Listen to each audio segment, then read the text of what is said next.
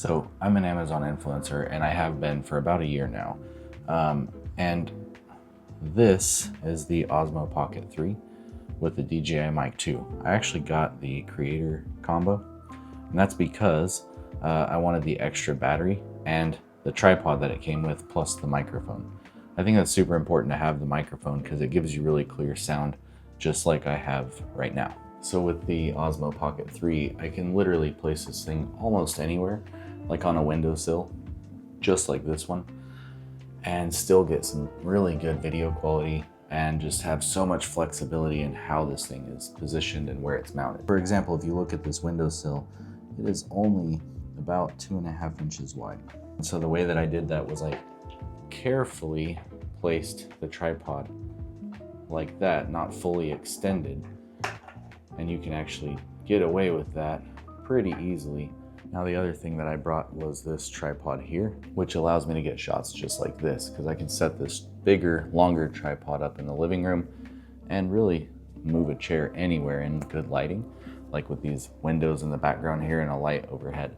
And I can adjust this thing as I need to make it look really good. With a 1-inch sensor, you can capture a lot more light, and this video quality is going to look a lot better than it would on something like your iPhone. Now I know iPhone does really good, but this camera does a lot better. Currently, I'm sitting in an Airbnb. Like I said in the beginning, I'm an Amazon influencer, and there are actually multiple items inside of this house that I can review while I'm here. It's not against Amazon's policies or anything like that. In fact, as long as the product or item is sold on Amazon, you can review it. And so that's what I plan on doing. Any of the trips that we take, actually, I plan on reviewing a lot of the products and items inside of the Airbnbs and actually using them, testing them out, seeing whether or not I like them, finding out what I like about them, what I don't like about them, and then reviewing those products, making videos, creating content around those products, and posting them to Amazon. One thing I really enjoy about being an Amazon influencer is that I can sit in a home like this in Fayetteville, Arkansas, and my family can be out enjoying their time with friends and family, or in the room playing video games, and we're just hanging out here chilling around the house, and I can still make videos. I do have a part-time job, and that allows me the flexibility to do things like this. My wife also works, but the Amazon influencer program definitely brings in between $1,000 and $1,500 a month, and I plan on increasing that this year to at least $2,000 a month consistently. Now, if you look at this house, it's got some amazing views. You can see the windows, the layout, the lighting. It's really good for creating content. I do wish that I had a taller tripod, because you can see this tripod only goes up to about here for me.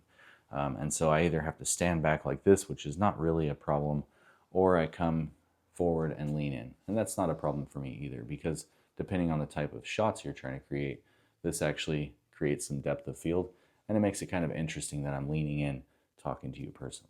But either way, this camera can do it all. Let me talk about the settings that I use for this camera while I'm getting these shots. A lot of people use color grading and stuff afterwards. To be honest, I don't know much about that. I'm not a video editor. I'm not a professional videographer. I use this DJI Osmo Pocket 3 straight out of the box, standard auto settings. I don't change anything. Now, professionals probably look at this and say, yeah, buddy, I can tell.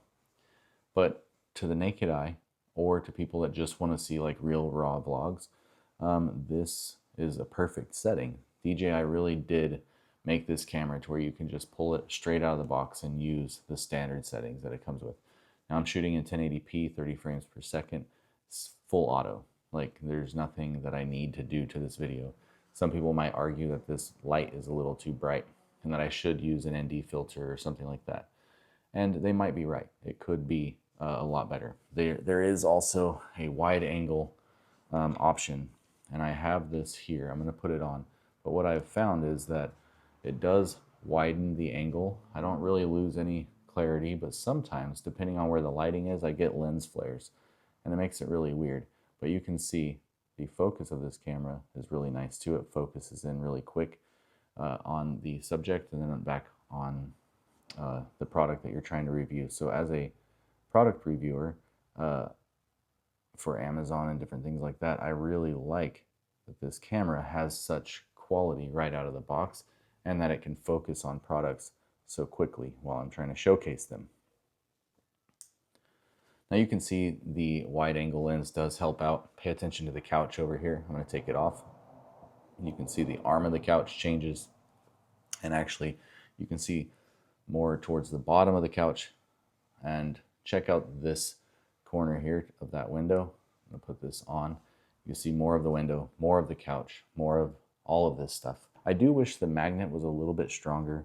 I've had it fall out of this occasionally, and luckily I found it. I don't like the lens flaring on it, but I guess that happens commonly on fish-eyed type lenses. One thing I do like about that lens is it's not too fish-eyed. So I think what I will try are maybe some ND filters just to get things like this taken care of, but not too worried about that.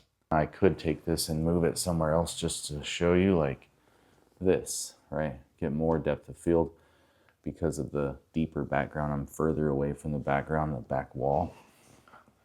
I could do something like this if lighting permits. This is a pretty bright setup, but I might have to scoot back in my chair a little bit. What I like about this camera is that it's just so easy to use because of the way that you hold it with your hand. It's a lot easier than trying to hold an iPhone or putting an iPhone on a tripod and then not having to take calls, check emails, use certain apps that you might need throughout the day while you're trying to vlog. And so for vlogging, this is like an excellent camera. I've found it to be very useful, very easy. One thing that I am trying to get used to though is I'm so used to carrying my camera in my pocket because it's my phone that I'm having a hard time with the creator combo all plugged in and pieced together, trying to figure out, like, I don't wear like, you know, one of those satchels or man bags or what do they call them. I don't wear anything like that. I have a backpack, so most of the time this can go in my backpack, and I find myself not putting it in the pack that it came with. Let me go get that. So this is what it came with as far as storage goes. And it's got the cool DJI logo on it. You can see it there. And then it unzips. It's got a little handle here. But I just don't like the inside of this thing. It just doesn't, it's almost too small in a sense. Like, if I would have to unclip all of this stuff. The tripod, the battery extension, the battery handle, and then put it all in here. Clip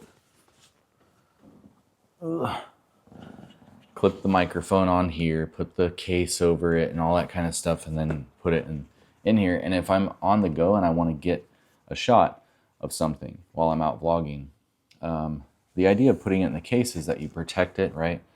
And it's also all in one place. It's easier to kind of manage. You can just walk around with it like this, or maybe loop it on something else, clip it onto something. I think I just hit the mic.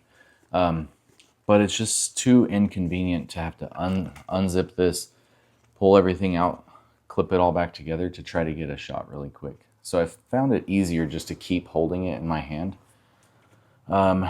which isn't terrible. It's not bad to just hold this thing in my hand all day, but I do find that I need to keep this on it so that way while I'm holding it, I'm afraid I'm gonna like mess with the gimbal or bump it into something, especially while it's on. While it's turned on, just touching the gimbal causes it to kind of, well, it's not happening right now.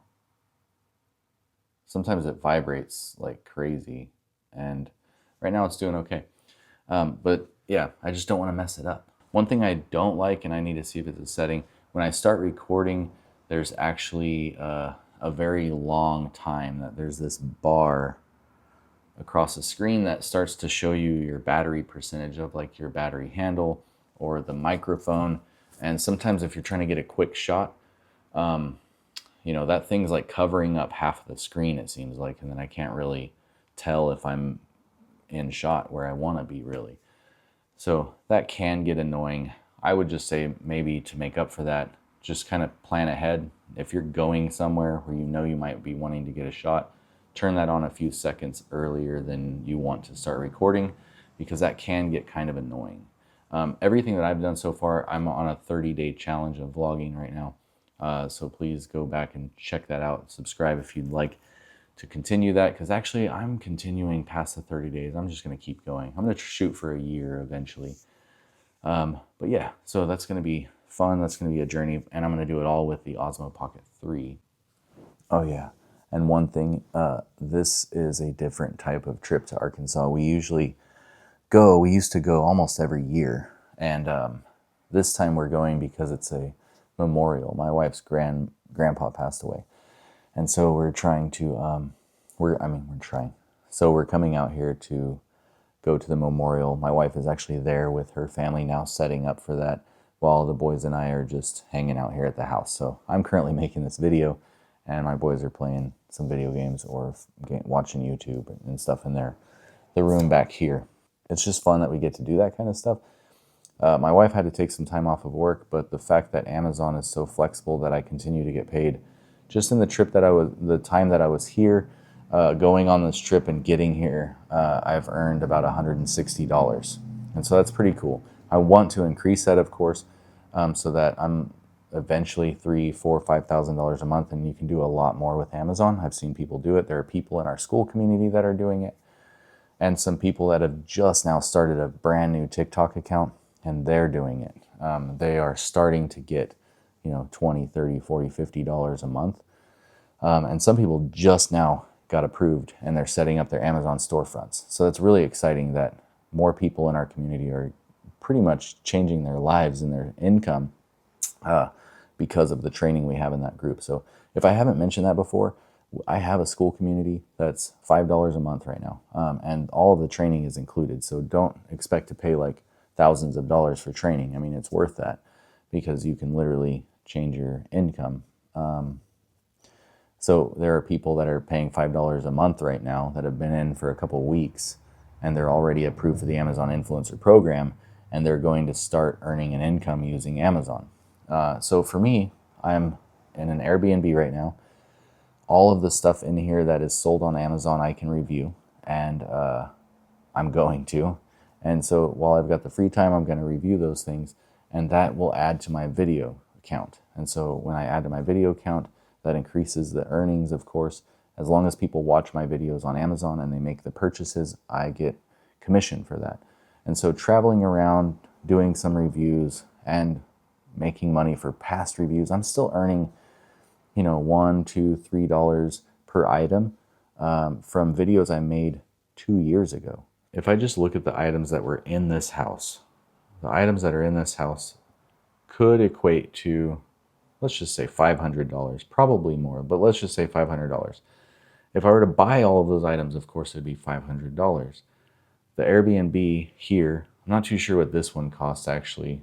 My wife's grandmother paid for this for us to come here. And so technically this Airbnb for me is free, but the one we stayed at just a couple of days ago was $160 a night, and there were some items there. Now, $160 a night, of course, fuel cost and all that kind of stuff. But just the Airbnb alone, $160 for the night, $500 worth of products. You do the math. That makes sense, right? Now, of course, you got to factor in fuel or charging, depending on what car we took. Now, I have the Tesla Model 3 long range. My wife has a Honda Pilot Elite, which is actually getting 30 miles per gallon. And so you factor in those costs. And the way that I'm working this out is I'm starting an LLC, actually, Punt Family Media LLC, and that is where I'm going to start paying everything to. So even all my Amazon earnings, YouTube earnings, all that stuff's going to go to the business account. And then the purchases that I make through Amazon for reviews, the Airbnbs we spend money on, the fuel, all the stuff that I can write off, I will, because it lowers my taxable income. I'm turning this into a real business. And then planning on doing more stuff with it. Like one of my greatest goals is to buy an Airbnb, to buy a house that I can use as a short-term rental. That's actually one of my goals. So going to use the Amazon money to do that. And then eventually I want to own potentially like a hamburger place or like a burger stand called Billy Burger or something like that. But it would be fun, dream, I don't know, call it what you want. But for the things that I do, the time that we travel as a family, the vlogging daily at home, the Amazon influencer stuff. I do other things like TikTok and this app called Flip. If you haven't heard of Flip, follow the link down below. I made $15,000 in January on Flip. And of course, those view counts and stuff are lowering down, but I see a future with Flip. It's just going through a rough patch right now. But if you want to check it out, the link is also down below. Guys, a lot of the stuff that I've talked about, like the DJI Osmo Pocket 3, there will be a link to Amazon products on that also in the description. My school community, I'll have a link down below as well. But I don't want to keep talking about that. I just wanted to let you know that that will be available. But the Osmo Pocket 3 is really what this video is mostly about. This thing works great for the things that I do. Like, I'm actually learning to love this a lot. Right now I'm just holding it with the creator combo. The battery pack is charging the actual Osmo Pocket 3 with the battery handle, because that battery level, of course, is diminishing as I use it, but it's getting charged as I use it. I don't notice this thing getting hot or anything like that. It gets warm, but not hot. It doesn't overheat. So hold on. So overall, I love the Osmo Pocket 3. I like the Mic 2 also. I'm currently using it with noise cancellation on, and so you can get a good example throughout this video of what that would sound like for you. You can see that I'm kind of walking around. Right now I'm standing. The sound probably sounds a little better in here. These are single pane windows, and if you look at the traffic that's driving by right here, I would say this microphone's doing pretty good for that. My kids are also kind of talking in the background, not too loud, but they're talking in the background. There's a lot of road noise and things going on. I'm using the natural light from the windows right here, standing in the corner so you can see the rest of this room right here. But this is kind of how I set up. I've got some depth of field, some corners in the background. I try to center myself out with that a little bit and get some lighting, some good lighting, and then try to position the camera really well. And that's one thing that I like about the Osmo Pocket 3 is that you are able to do that. And look, extend my arm out a little bit and get a pretty good shot of everything in the background. I turn the lights off from above, so I have some pretty good depth of field and more focus on my face. And then you can see the natural lighting here kind of really helps set this up. So anytime you can, try to find a window, but if you need artificial light, look for that as well. But you can use overhead lighting a lot of the times by just, let's see, turning this one on over here. So that's the background lighting, and actually that focuses on the pictures a lot. Now these are track lights. So if I really wanted to, I could move those around. But you can see that, to me personally, that light is brighter than the light that was in the front of me, this natural light coming in. So I turned it off because it looks better. And now that I'm going back to it, you can see, I think you agree that that looks a little better for this shot. It makes me stand out quite a bit. It just looks a little, I think so. I don't know. If you agree, leave a comment below. Now, the other thing I really like about the Osmo Pocket 3 is the face tracking. Although I don't use it that much, you can see me walking around and pacing when I'm holding this camera. Face tracking is not on right now, okay? And I don't like it to be on while I'm doing this because I feel like it makes people dizzy. Right now, face tracking, I'm moving and the camera's moving with me. You can see the difference here. I'm holding my hand still and it's moving the camera around. Now if I tap off my face, tap my face once, you'll see now that it's not tracking me. And I like that because I like the movement like this, that I have the freedom to kind of move my arm around when I want to change the shot but keep my face in the center, is what I try to do on my own. And you have the freedom to do that with the gimbal. The gimbal kind of helps slowly capture some of that. And in a way you can mimic face tracking by moving stuff around. But I don't like it because when I'm actually wanting to use it, active track is what they call it, when I don't want it right here, but if I was moving my hand around, I don't know, maybe it helps me stay centered. It kind of just depends. It's preference, really. It's really just preference. But sometimes when I've got this thing on a tripod, like this, actually let me set it down here, like this, it's good to kind of help me set the shot up.